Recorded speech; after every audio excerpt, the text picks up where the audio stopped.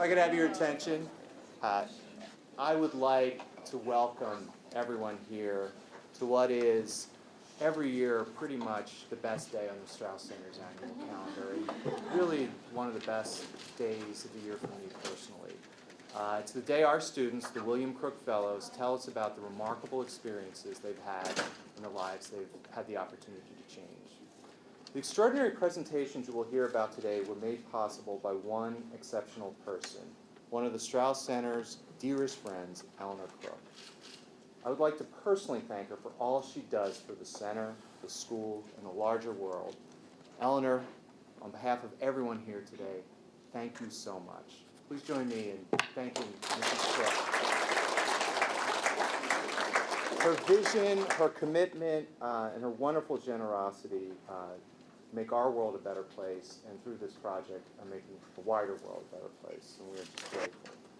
Now, as many of you know, the William H. Crook Program in International Affairs is dedicated to promoting global economic development and fighting poverty. The program honors William H. Crook, a pioneer in global development. I just want to give you a brief overview of William Crook's remarkable career. In 1965, William Crook was tapped by President Lyndon B. Johnson to organize the poverty program in Texas by establishing Austin's Office of Economic Opportunity. In 1967, Mr. Crook became the National Director of Volunteers in Service to America, which is now known as AmeriCorps, which many of you have served in or will serve in the future. He was then named Ambassador to Australia. After returning to Texas, he had an extraordinarily distinguished career in business and remained active in poverty relief, establishing 2 orphanages in Ethiopia during the famine of 1985, among other remarkable works. Mr. Crook passed away in 1997. Recognizing his impact in the fight on poverty, the Crook Fellowship sponsors graduate students working for nonprofit organizations in developing countries.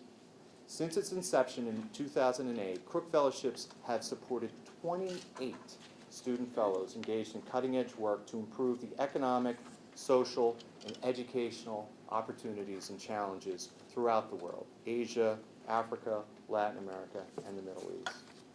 Project topics have included an extraordinary range of interesting subjects and methods in fields including microfinance, sustainability, human rights and public policy, healthcare, and education. The students have returned from the experiences abroad with new insights about life in the developing world, the appropriateness of various types of development aid, and advice for their fellow students interested in working in the field. Let me briefly introduce the 2011 Crook Fellows. Anna Trella and Lauren Martell, where are you? Right there. Who worked with the Austin-based NGO Rainforest Partnership in Peru to develop ecotourism and alternative livelihoods to coffee export production. Gerard Barrenter, who I believe could not be with us today, is that correct? Worked with Avanti in Ecuador to promote educational and healthcare development, provision of adequate sanitation, agro-reforestation, agricultural efficiency, and ecotourism to communities living in extreme poverty. Jacqueline Lever, who worked as a gender and social mobilization volunteer with the United Nations Food and Agricultural Organization in Cambodia. Rachel Wold, who worked with Discover Hope Foundation in Peru to provide courses to local women on wellness and leadership. Lauren Reimer, who traveled to Kenya to work with KIDS, all capital letters, KIDS, an international NGO focused on improving access to education in rural Kenyan communities. Milad Pornik, who interned with the International Policy Center for Inclusive Growth in Brazil, where he provided a macroeconomic analysis and advising to local policymakers on prospects for inclusive, equitable growth. And then Daniel Setawan, who worked in Indonesia as a client relationship manager for Zidhisha Inc., a nonprofit organization that facilitates lending for low-income entrepreneurs in developing countries. You can see just absolutely fascinating and remarkable experiences. And we get the treat today of hearing about their experiences. Each will make a brief presentation, 3-4 minutes, and then we will open it up to Q&A for discussion. So please join me in welcoming these students for what they have done and what they will present today.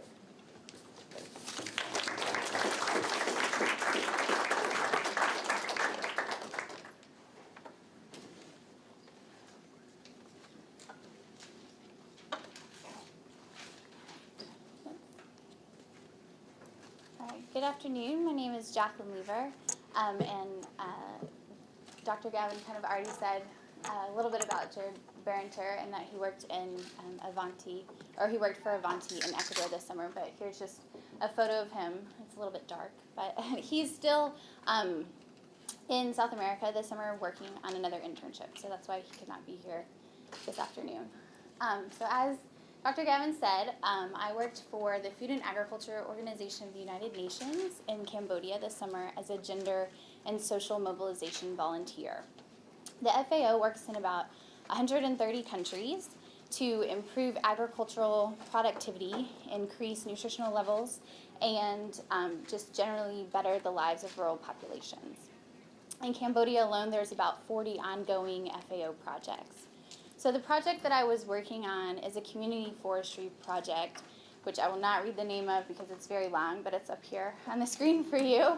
But what this project was trying to do was to increase the capacity of governmental forestry officials to work with local communities to help start sustainable enterprises using products that they collected from the community forest. So that could include things like rubber or resin or honey or medicinal plants or things like that. So while I was there, I worked in Phnom Penh, which is the capital of Cambodia, for about half the time. And the other half of the time I was in 3 different provinces, Mandalkiri, Kratte, and Rattanakkiri province in the northeastern part of Cambodia. I spent about 10 days in each of those locations, and we implemented this project using what's called the Participatory Rural Appraisal tools, or PRA tools, which is a mechanism designed quite a while ago and used extensively in the developing world, specifically within India quite a bit, to collect coherent information in a very systematic way from these rural populations. So most of these 9 tools here on the left are pretty self-explanatory, but I just want to point one out to you. It's called a Transect Block, which is a walk through the community forest that's been allotted to the villages that we were working with to understand what products actually grow there, how abundant they are, that kind of thing. The funny thing about that, this is a picture of one of these Transect Blocks, and I would like to say that it's not so much a walk but more of a trek. It's about 10 miles in the jungles of Cambodia with mud and rain and mosquitoes and a lot of water buffalo. But it was a really beneficial experience and very helpful in collecting the information that we were looking for. So in addition to that, I worked on a gender analysis, which is still an ongoing project, to collect information about women's roles in the communities, as well as with respect to the community forest specifically. So hopefully at the end of that, there will be a report generated that will give some recommendations about how you can give these women more equitable opportunities to participate in the community forest sector. So just a few lessons that I learned. One is that work environment dynamics are really important to understand. If you can kind of gauge the interpersonal relationships that occur within the community that you're working, as well as like the hierarchical relationship or system in the government or even in the organization that you're working in, you'll be much more effective in implementing your project, and it will be a lot more successful. And then the second one is that I think field experience is really invaluable. Thanks to the Crook Fellowship, this was my first opportunity to get to work in this capacity overseas, and not only did I learn a lot about myself personally and how little I actually needed to feel comfortable in such a foreign environment, like going on a transect walk in the jungles of Cambodia, but I also got a chance to see the daily struggles that these communities deal with in trying to sustain their livelihood and having enough food to eat on a daily basis, having a roof over their heads, that kind of thing. So it's really cemented my interest in this type of work, and I hope that after graduation I'll get that experience again. Thank you.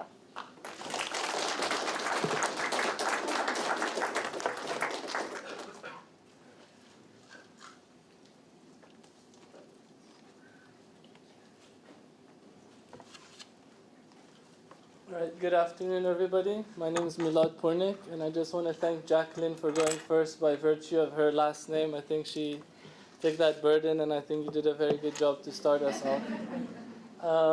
So my name is Milad Pornik, and I had the honor this summer of working in the International Policy Center on Inclusive Growth in Brasilia, Brazil. So let's talk about what is this all about, when was it founded, and really what does it do? So this institution was founded in 2004, jointly by the United Nations Development Program and the government of Brazil. They came together and they established this institution to be a forum for policy dialogue and to be a forum for South-South learning. The thought was that developing countries have lots of different contexts, but they have similar problems and they can learn a lot from each other. So let's have this policy center as a place for them to share their experiences and dialogues and to do research on these different issues, to develop the best development policies to implement on the ground. So let's talk about inclusive growth. You'll see in development world there's lots of jargon out there.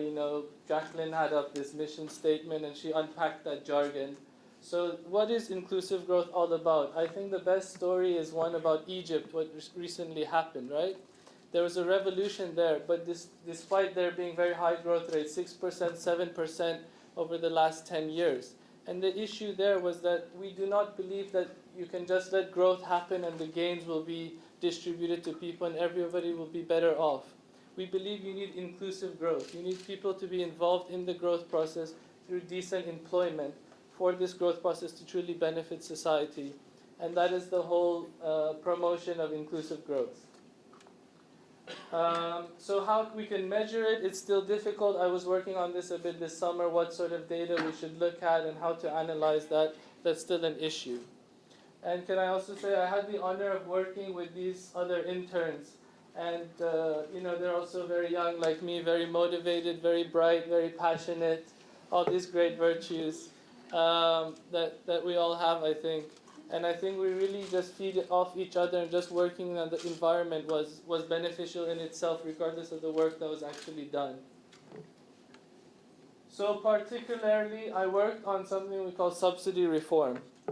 And also in Egypt, it's an issue that they relied heavily on subsidies. They said, well, if we subsidize the price of basic food and fuel, then people will be fine. They'll be able to afford things. But what I believed through my research was that this is not the best mechanism. There are much better ways to offer social protection to the people. And one of those ways is conditional cash transfers.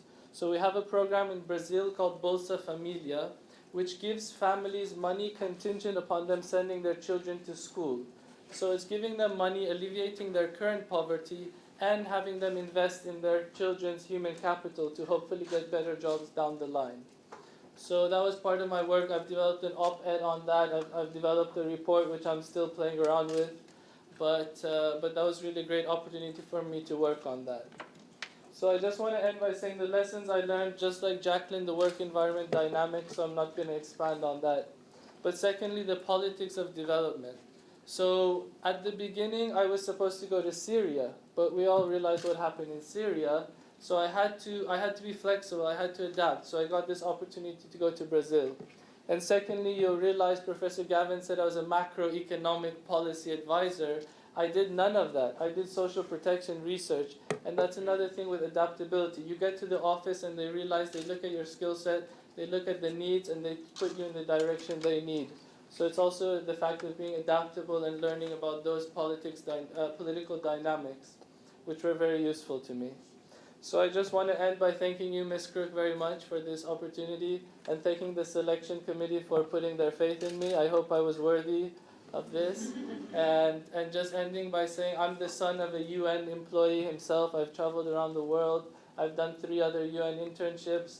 And I came into this internship wanting to work for the UN, and I leave it affirmed in my hope to hopefully one day work for this institution after I graduate from this fine institution. So thank you very much for all your attention. Thank you.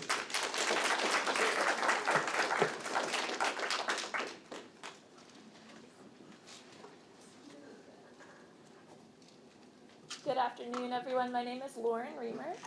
Thanks to the Crook Fellowship this summer, I had the opportunity to work in Kenya with KIDS, which is actually the Kenyan Improvement and Development Society, but obviously KIDS is the easier acronym for that one. So KIDS works to improve access for girls' education in rural Kenya.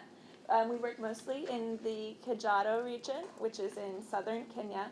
And KIDS fosters this capacity by providing scholarships and sponsorships for girls who are attending secondary school and grants to the families that are allowing their daughters to attend secondary school. I'd like you just to notice the girl on the right-hand side of the picture. Her name is Zipporah. In this picture, she's 13 years old, and she's the head girl at her school, at primary school, in 7th grade. So there are a lot of challenges to girls attending secondary school in Kenya. Working with the Maasai tribe, one of the primary challenges that kids encounters is a dowry system, which doesn't encourage families to send their daughters to secondary school, because then they're losing the money that they would have gained from dowry, selling their daughters into marriage at 10, 11, 12, 13 years old. So the cost of education plays a major role, thus the grants are provided. And we've also found that English comprehension plays a huge role in girls' eligibility to attend secondary school within rural Kenya. Classrooms that are lacking in resources, few textbooks, no posters, very little experience with English, often leads teachers to give lessons in Swahili or Maasai instead of English. So when girls are faced with their comprehensive exit exam in 8th grade, they often know the subject material but can't comprehend the English to answer the questions. Thus, it does not even make them eligible for secondary school. Another big challenge that girls face in this area is the societal gender norms. So it's quite normal for girls to begin having children at 13 or 14 years old.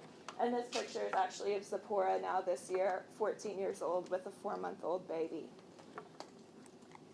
So my work over the summer, I spent a lot of time in the non-governmental organization board offices discussing kids' projected route. I helped set up a lot of their accounts and bookkeeping with the bank systems, and also was able to establish partnerships with many standing non-governmental organizations and nonprofit organizations to help provide these scholarships and sponsorships for girls attending secondary school. But the most important thing that I did while I was there was get a general pulse of the community. So I conducted many interviews with students, parents, teachers, and members of the Kenyan Board of Education to find out where resources are best allocated and what actually provides the most positive impact within this community. The most important things I learned over the summer was utilizing resources, and I found that using people who are in authority positions helps you a lot faster than the traditional system within several Kenyan government offices, which is of bribery. But going to my members of the Board of Education and having their backing really helped the organization grow over the summer. And it was really a wonderful experience. I'd love to do more organizational management in developing countries after I graduate from here. So thank you so much for this opportunity.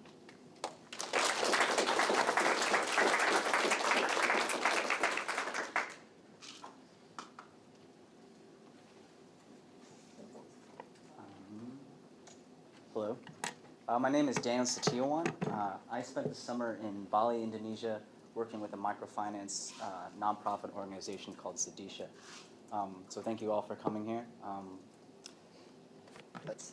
So a lot of people know, some people may not know where Indonesia is, but I think everybody, when you hear Bali, conjures up images of this ideal, tourism paradise, great beaches and surfing. But the reality on the ground in Bali is that a lot of the Balinese people and the Indonesian people living there are still living off of anywhere between $5 and $20 a day. And there's a lot of barriers to the economic growth of a lot of these people who are starting their own businesses to meet the tourism demand. And one of these barriers is not having access to affordable financial capital. And the reason for this would be high interest rates and high collateral requirements. So the interest rates in Bali typically ran between anywhere from 18 to 36% per year.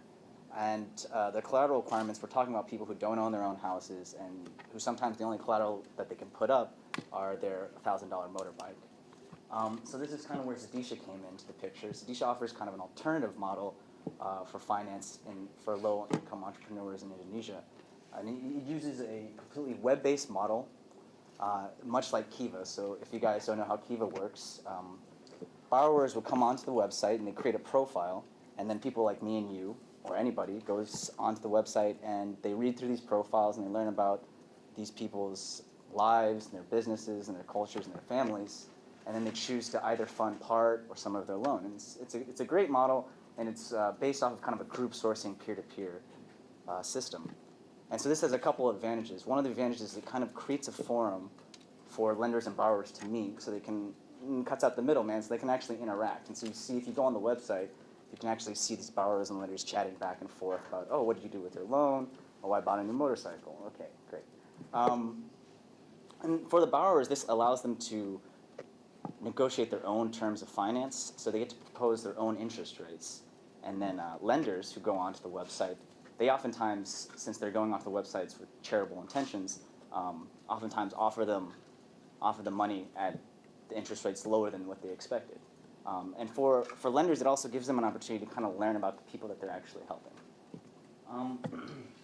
So Sedisha began in Kenya and Senegal in 2008. And after about 2 years, they had about 100 borrowers on their system, and so they decided that they were going to expand, and they chose Indonesia as their next place for operations. And so that really was my job in Indonesia. I was the first person on the ground there. My job was to establish basically a pilot program for them in Bali.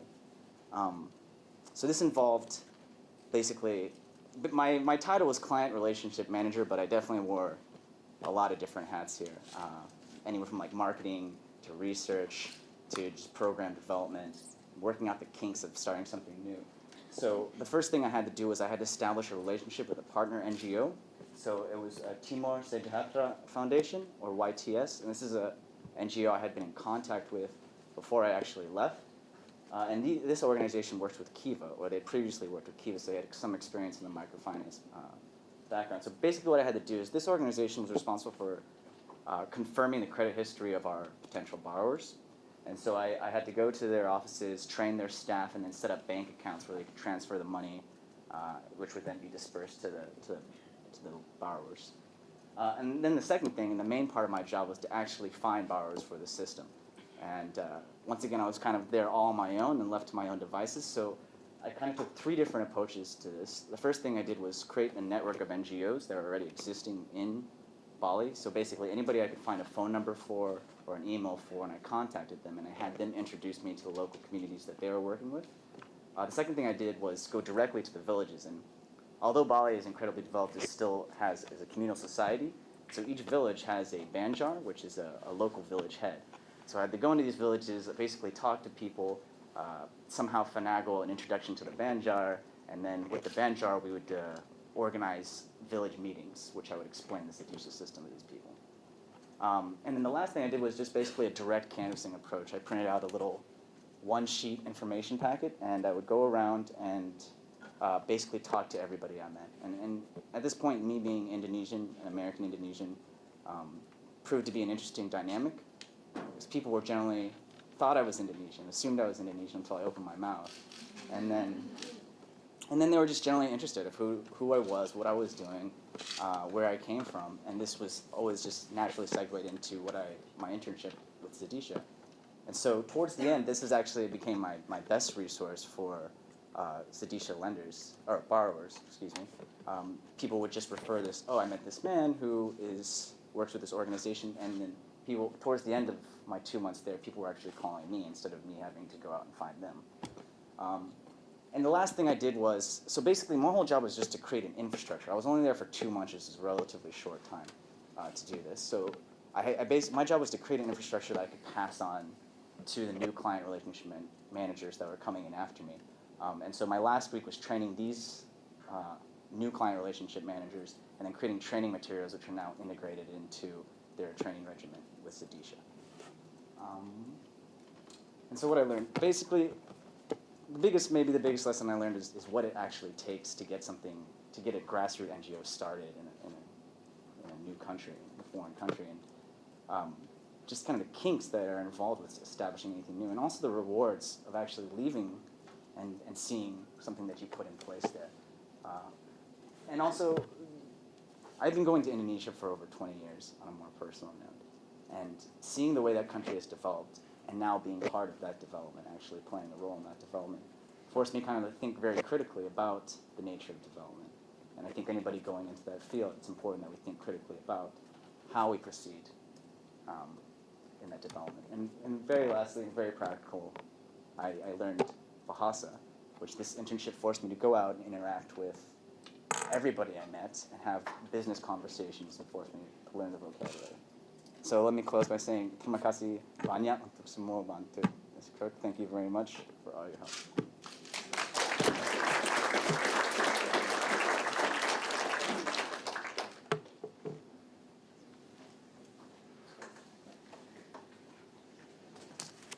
Mrs. Crook, thank you so much for the wonderful opportunity you've given all of us, and thank everyone for coming today. My name is Rachel Wold. I had the pleasure of working in Cajamarca, Peru this summer, which is right there. It's a relatively small town with mostly a mining industry, and as with many northern Andean communities, has a significant poverty problem. I worked with the Discover Hope Fund, which is an Austin-based nonprofit organization, and a small nonprofit organization. So I was able to make a relatively large impact and have a voice in the organization on the ground. Microfinance and village banking for the Discover Hope Fund involves forming groups of usually 10 women to take out loans in the name of the group. So they're held responsible not as individuals for repaying the loan, but rather as a group. And this model has proven very, very successful. The payback rate is extremely high, although I don't have the exact statistic.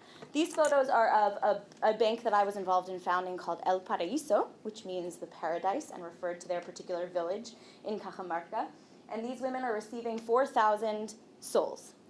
Each of them will get 400 sols, which is under $150, and they'll have 5 months to pay it back.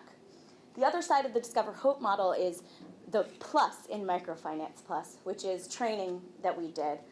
Sometimes the training, what I was trying to implement was training in leadership skills, kind of introducing women to understanding their own capacity for leadership. Most of these women run very large, often complicated households, but don't conceive of themselves as leaders the way that somebody at the LBJ school would.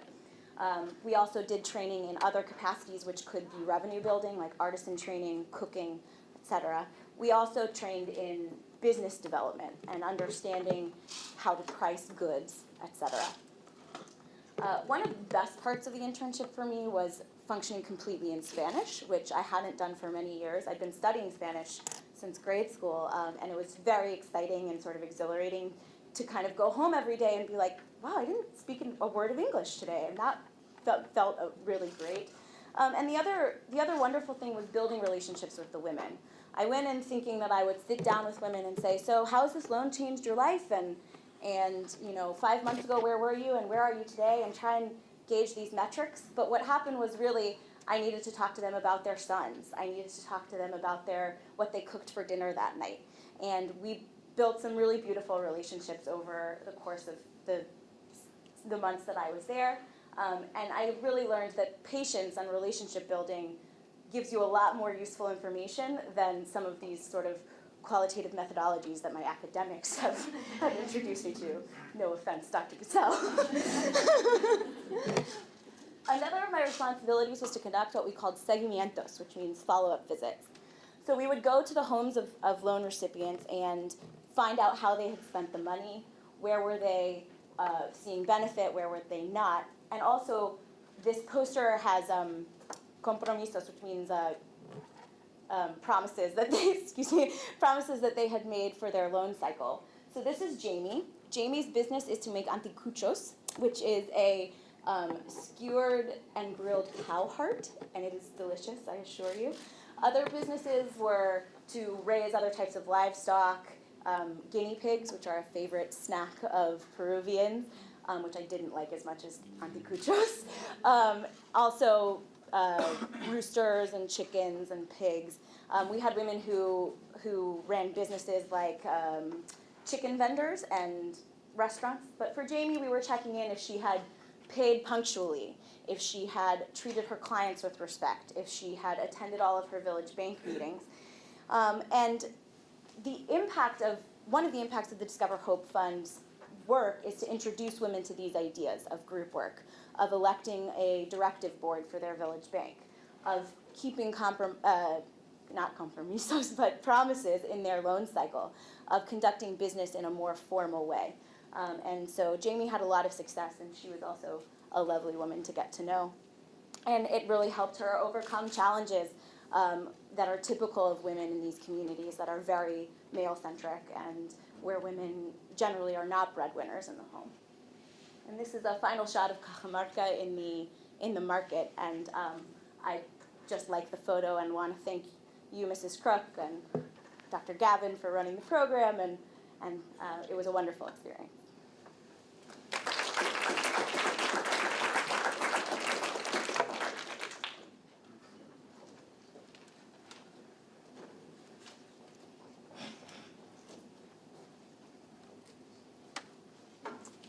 Good afternoon. My name is Anna Trella, and I want to thank you for giving Lauren, our talent, and I the opportunity to share our summer internship experience with you all.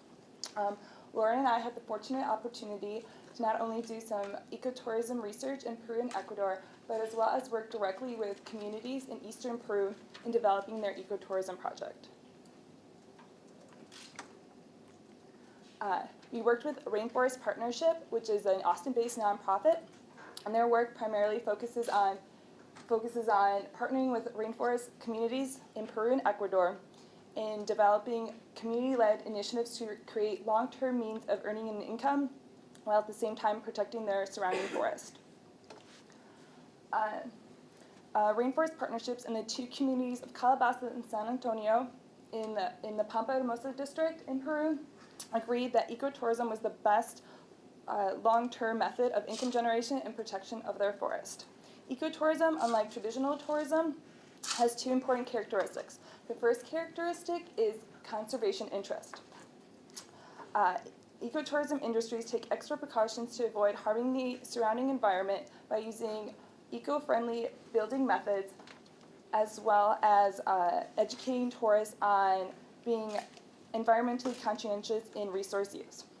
The second and most important characteristic of ecotourism is community development. It gives community members a meaningful managerial and decision-making roles in the industry. Profit stays in the community and it's for the community. It is not funneled to a foreign company or individual. With money staying in the community, it helps with poverty alleviation, and money can be allocated for improvements in education as well as health. Rainforest has been working in the two communities since 2008 and is the only NGO working in that district. Though largely ignored by the Peruvian government, the communities did receive reparations from the guerrilla warfare that affected the region in the 1980s. Instead of adding to the deforestation that has destroyed parts of their forests, the communities, due to increased pasture lands, the communities decided to put that money towards an ecotourism industry to preserve their land as well as to alleviate their deep rural poverty. The two communities depend primarily on coffee production and cattle raising, in which they make very little money. We conducted community surveys and found that in one community, the average family income was only $50 a month, while in another community, it was only $10 a month. So our work, therefore, focused on building community capacity and infrastructure to move the project forward to create opportunities for community members. So thanks to the Crook funding, we were able to start off our summer work traveling throughout Peru and Ecuador to visit some already successful up and running ecotourism sites. We went to the Amazon part of Peru in the southeast portion of the country, and we went to 3 different locations in the cloud forest outside of Quito in Ecuador. While we were traveling around these sites, we were able to develop an ecotourism network by meeting with those who were already in the business. We were able to observe the best practices, see what was working for these places, and what the visitors really enjoyed about their stays in these eco-lodges. We were also able to make direct connections to our project, and while we were traveling, we made a lot of decisions on what we needed to change from our expectations, from what actually works and what we needed to do once we got there.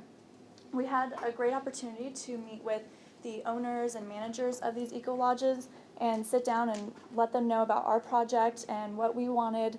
And they were able to give us some great advice on what we needed to do, who our target markets needed to be, and where we would go from there. So once we got down to our communities, we realized that there was definitely a lot of community development work that needed to be done. We were teaching English classes. This was for the young student, the children in the communities, and we knew that the adults were interested as well. The interesting thing about the adult classes was that only women from the communities showed up. And we thought this was a great opportunity to get to know them and to find out what they wanted their role to be in this program. And it was just great to see them taking the initiative and coming to try to learn English because they wanted to be able to communicate with English-speaking tourists in the future. We faced some challenges with the living conditions there and as far as nutritional food and sanitation, but we saw this as an opportunity to help the community members understand the importance of eating healthy food and cleaning with the right products and having safe bathrooms. And we let them know that, tourists are going to have certain expectations, and we had a good dialogue with them about what they thought was possible and where it could go from there as far as these issues. We also noticed a lot of trash just thrown everywhere around this beautiful cloud forest area, and we talked to them about that, and they were not happy about it either. And so we had a nice community cleanup day where we picked everything up together and we painted signs about not throwing trash in the streets anymore, and the community members were really excited to prevent this trash from piling up anymore in their areas. Another thing we did was help them build an adobe oven. They had no means of baking in these small towns, and they were bringing in stale bread from the next biggest town whenever they could, but they saw being able to bake their own bread and food as really important to being able to provide for future tourists, and they were very, very happy to get these ovens up. We also had a temporary hostel that went up the year before we got there at the start of the project. We made a lot of improvements to it just to make it more comfortable for anyone coming through because it was a little bit run down and just it wasn't a good place for people to stay, and so we made some improvements there and also started working on the basic infrastructure for a volunteer house for future volunteers for this project. So the impact on the communities that we thought were the most important was first our relationship with the women. We were the first female volunteers to stay long-term in these communities, and this gave the women a great opportunity to actually speak their minds and to take some leadership roles for the project. Because in these traditional societies, the men are the only ones that make decisions, they're the only ones that attend meetings, and with Anna and I being there and teaching them English classes and cooking with them, they really opened up to us and let us know that they wanted a significant role in this process. We also were able to leave them with a better understanding of tourist needs, and they just were able to realize that a good amount of effort and motivation is needed for this to be successful. And they're definitely excited to put in the work that is needed for this. And in the end, we were able to get a more clear picture of what this project needs to progress. We made a lot of serious changes to our original plan, and we wrote up a significant document detailing recommendations for Rainforest Partnership on where they needed to go forward from here, and we gave them a timeline and what we thought would be reasonable after our work on site. Okay, so some overall conclusions of our trip is that first of all, for international development projects, working directly on site with community members is pivotal for project success. After working in the Austin office for months and only knowing the project through emails and stories told by others, it was, once on the ground, we better understood what the community needed and expected from the project since we heard it directly from them. Being able to communicate in Spanish, Lauren and I got to form closer relationships with the community members, as Lauren said, especially with the women. It is from these informal conversations after our English classes and just walking through the town where we learned of their desire to learn English and their desire to learn new cooking recipes so they can cook for the guests, as well as their dreams for their daughters to complete their education. Because of this experience, both Lauren and I are greatly excited to work in the development field. Though it is a long-term process and you don't see results right away, there stems this feeling of satisfaction of stepping out of your own box and working with others in bettering the world we live in. This satisfaction materialized when our colleague who continued to work in the communities after we left wrote us in an email. And in it, he said that the women continually asked when we were coming back in order for us to teach them some new recipes for the tourists. It reaffirmed that our work in building relationships with them had a meaningful impact on their lives as well as ours.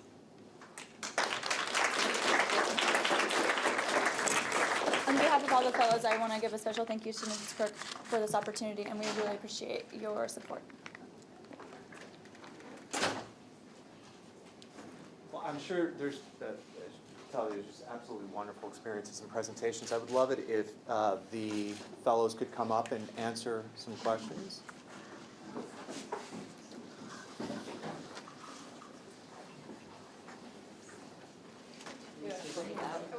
Sure.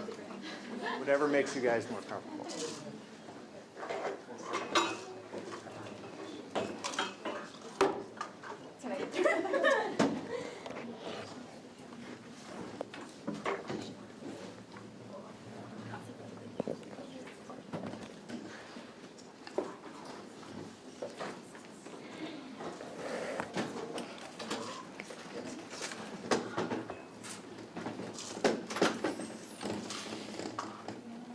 On in. You can sit right by the mic. This proves the adaptability skills you guys have. This summer, very impressive. Rachel made a really, I'm going to start this off, because Rachel made a really interesting point that I was thinking after all the presentations, and that is, you guys have taken courses in development, but now you've actually done the real work. Each of you, got your dean here, you've got some of the faculty you teach. If you could make one suggestion for how we could better either prepare you or some of the lessons that you took away from this summer that could maybe be integrated into what we do in the classroom, or is it just sort of a separate kind of experience? What would you like to see us do in response to the things you've done? We can start all the way down there with you. I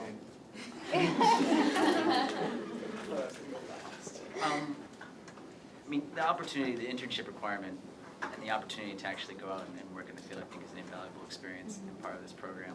So if anybody had the opportunity to work abroad, I would suggest that you seriously pursue that. I'm sure I don't need to motivate you. And I think that's just where most of the learning came in, was definitely just experience hands-on in the field. I think some of the classes I did take here, like more practical classes, like management classes, helped when I was actually over there and had to implement some of these things on the ground. So. You good? Kind of, yeah, going to build off Daniel's comment about just working on the ground abroad. You can't really take that experience and put it in the classroom. However, just being aware that you need to be flexible and just knowing more about yourself, because international work, especially on the ground, isn't for everyone. And, you know, I learned that, but it was a hard experience, but I learned more about myself and the need to be patient and just aware of my actions and how I talk with the community members. Was very important. So I thought about that a good amount this summer, as far as what have I learned in this past year that I'm using on the ground here. It's a little bit more difficult to make that connection as far as the daily activities we were doing. I mean, you know, we were doing trash cleanups and building adobe ovens, and all of these are small steps that are a part of a bigger idea that are important, but that's definitely not what you're going to be learning in the classroom. on the other side of that, the work that we were doing for the nonprofit while we were there, we were writing up this big report, detailing what needs to happen and, doing some policy analysis, I would say. I felt that some of the courses that I took before that helped me have a better analytical understanding of the way things work and what needs to happen for progress for a project. So I thought that was helpful. Yeah, similarly, I think field work is absolutely invaluable, but at the same time, I was able to build off of a lot of what I'd learned in courses, from statistics we learned in Dr. Busby's International Development to qualitative and quantitative methods in surveying and interviewing, really factored hugely into my capacity to interact with individuals on the ground there and actually creating the statistics that will play a role in future roles for the organization. I didn't mean to totally debunk all qualitative methods that are taught at the LBJ school. Positive. A chance for us to learn. My greatest challenge in the summer was the lesson of patience. This is slow work, and it requires, like I was saying in my presentation, it requires relationship building. And I think I approached it in a really American way initially and wanted to get in and get things done and do an evaluation and implement a new program. And that's just not how these women wanted to function. They really wanted to know who I was, what had brought me to Peru. And so I think that I've made suggestions about how to change qualitative methods and quantitative methods in the classroom, but I think each of you as students here and people who are interested in development need to make that connection for yourself. Who am I? Why am I interested in doing this? What is it about Jamie and her anticuchos business that really calls to me? And how can I relate to her, seeing that I come from a world where I wear a suit to work, and it's just a different environment. And I come from a world where I want to check things off my task list. And it's simply a different approach. And I will say, as a type A individual, it was challenging, but it also calmed me a bit, and there are beautiful things about these communities that I think a lot of people who walk into development work think that impoverished means sad, and that's not what it meant at all. It means family-oriented, and it can mean really dedicated to their lives and to building relationships with the people around them, which was something that I will definitely take away and hold on to. Nice. It's hard to follow. I'm not sure I have much to add, but just to kind of touch on Lauren's point and Daniel's point as well, I think it would be really beneficial to have some type of case study or scenario that goes on throughout the semester where you get to actually implement the skills that you're learning in the classroom.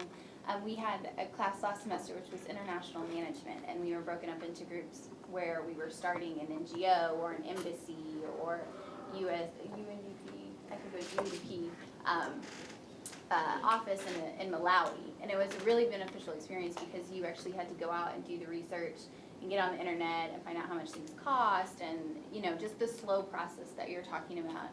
And it was very hands-on, and I think more opportunities to do that if there's not funding to send us abroad would be really helpful. So for me, I don't see any of the writing teachers here. I think the writing course was very helpful because I was working developing reports, and basically I think part of the work in development is also unpacking all this jargon that you come across and really just trying to get to the bottom of things and really this relationship, but also you need to communicate these ideas to people and get people on board and think about these policies, but in more like down-to-earth ways than this, using these technical jargons that is really thrown around. So specifically, I thought that course was useful. But just as development work, you don't necessarily, like UNDP, it can't say, oh, we've built 10 schools. It's not something very tangible. And I think also what we learn in the class, we can't say, oh yeah, that one lecture I went to, it's so useful. It's more the experience, the critical learning skills that we're learning at this fine institution. Let me remind you that that really help us to go out to the field, because you really truly have to be adaptive, and it's not like you just want one thing in your toolkit and you always use that. It's this general knowledge that we're developing at LBJ through these great professors and a great dean that we appreciate. He's really Get your cut. Questions? Mrs. Crook, did you want to? Yeah, let me offer one. Several of you sort of commented directly on this sort of tension between top-down and bottom-up development. And some of you had actually experience from both sides, the home agency, and then you see how things work on the ground. And I want to draw out your perspectives on it. It's easy when you're in the field to look at the agency back home.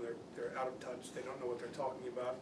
But then in the field, you find your own frustrations of what actually works. You know, you're so tied up with what you're working. For example, I think Lauren and Milad both were involved in conditional cash transfers, which is a pretty popular field. So you make cash transfers contingent on something. In your case, parents allowing their children to go to school. Mm-hmm. Did you get any sense of whether it works? I mean, are there any outcome measures? We know the output measures, the number of students that are enrolled in schools, but the longer term outcomes, does this kind of approach pay off for a community?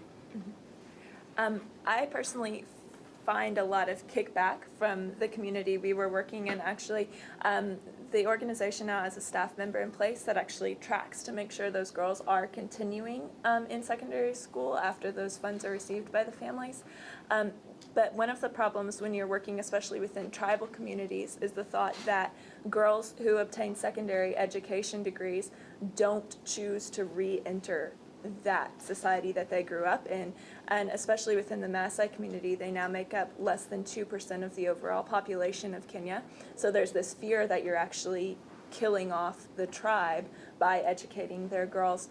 So I think there is a lot to be said for understanding the community relation with what you're trying to accomplish, because there is a lot to be said for having the community understand that it's actually a continuation of their culture and tribe, and that by educating these females, you're giving them opportunities they haven't had in the past. But keeping track to make sure that what they've agreed to before you've given those grants is definitely a challenge, and it's really important to have a great staff on the ground that can monitor that for you. So can I say, well, the Brazilian program, it's very well reputed, you know, everyone really likes it, and there's definitely some data on it, but in general, data is a problem in the development field. I think we all know that, and we came to appreciate that over this summer. But conditional cash transfers specifically, they're definitely not a panacea. Panacea, thank you. They're definitely not a panacea. So I learned something now that hopefully I'll use in the future. Panacea, in that they don't really deal with, okay, you send this kid to school, is there going to be decent employment for him after? So it's definitely not the only thing. But I think there's definitely data showing that families enrolled in this program are having their kids go to school, are using the money that they get directly for good purposes and getting out of poverty. So I think it's definitely one of them, but definitely not a panacea. Panacea. Thank you. So I was just in Washington yesterday, and a number of people were saying to me that the United States is not going to do development anymore. What? This was said by a number of people. How do you have these great projects you're all a part of, and I feel jealous I didn't get to be on them. In the future, faculty should get to go as well. At least fly in and fly out. But how are we going to convince people in our society at large that this is important? How are we going to make sure this is a priority for ourselves going forward? I mean, all of your projects presume that there have to be more of you, and all of you in one way or another said we need more of us. How are we going to do that going forward? Mrs. Crook, did That you like to see relates to what I would like to ask you. Were any of the projects you all are involved in, partially or indirectly in any way, funded by the U.S. government? Well, of course, through the UN, there would be some indirect involvement.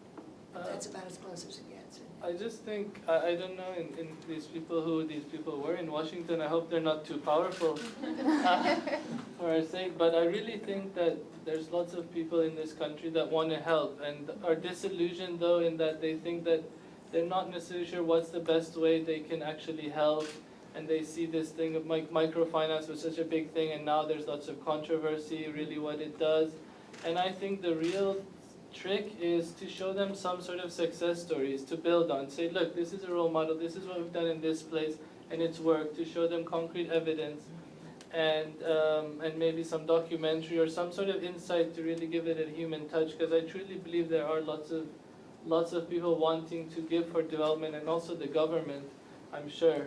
So I just think you need some success stories to build on as a model. I would just like to say that there was a wonderful long article in the Times this last week about the cuts in foreign aid that we're facing.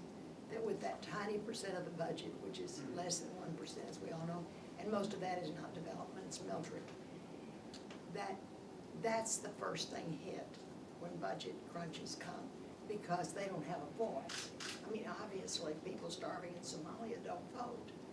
And so it's easy, and it resonates to people. Why are we doing stuff overseas when the needs are so great here? And I just, as people who have been on the ground with the NGOs, I would just urge all of you to stay aware of your role as a U.S. citizen in advocating, being an advocate for the right kind of emphasis within the State Department and USAID on development work, because it's not much there now, just what you were saying.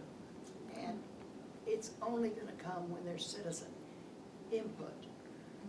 And that's been my big involvement through the years, has been with an organization that lobbies such an unglamorous, because I really love these NGO stories, but lobbies for continuing involvement of the government in the kind of project you're talking about that we should be doing.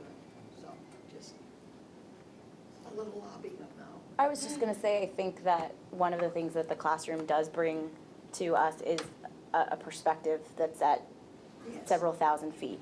And there are two things that I think could be compelling to these folks you were talking to in Washington. One of them is what the academics would call a normative presence of doing the right thing as Americans and helping and bringing up by your bootstraps and all of these values that we hold as Americans that shouldn't be limited to our borders.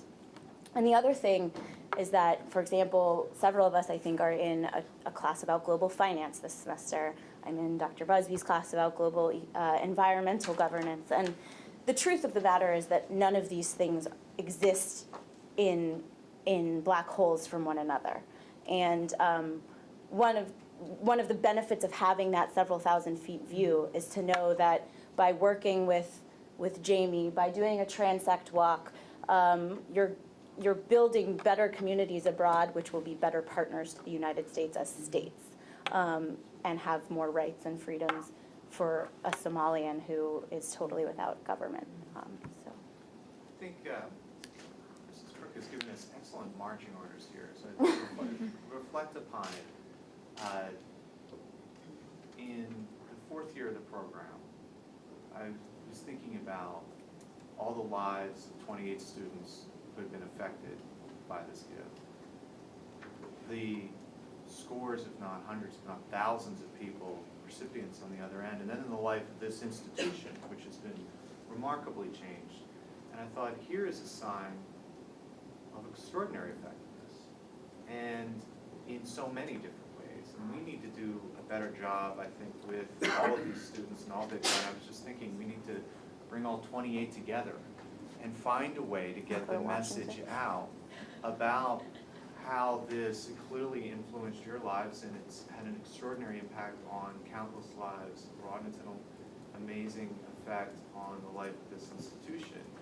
And that in our small little world, being able to do this thanks to you, there's absolutely no reason why, if people understood this, they couldn't get the US government behind and understanding what incredible impact these kind of things can have. So thank you not just for your generosity, but I think you've given us our next sort of set of marching orders about what to really do to even heighten impact anymore. Well, I think we can keep talking about this for a while.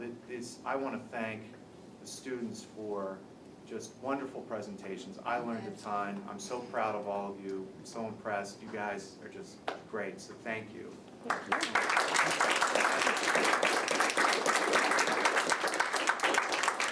Thank you again to Mrs. Crook for all that you do. We are so in your debt.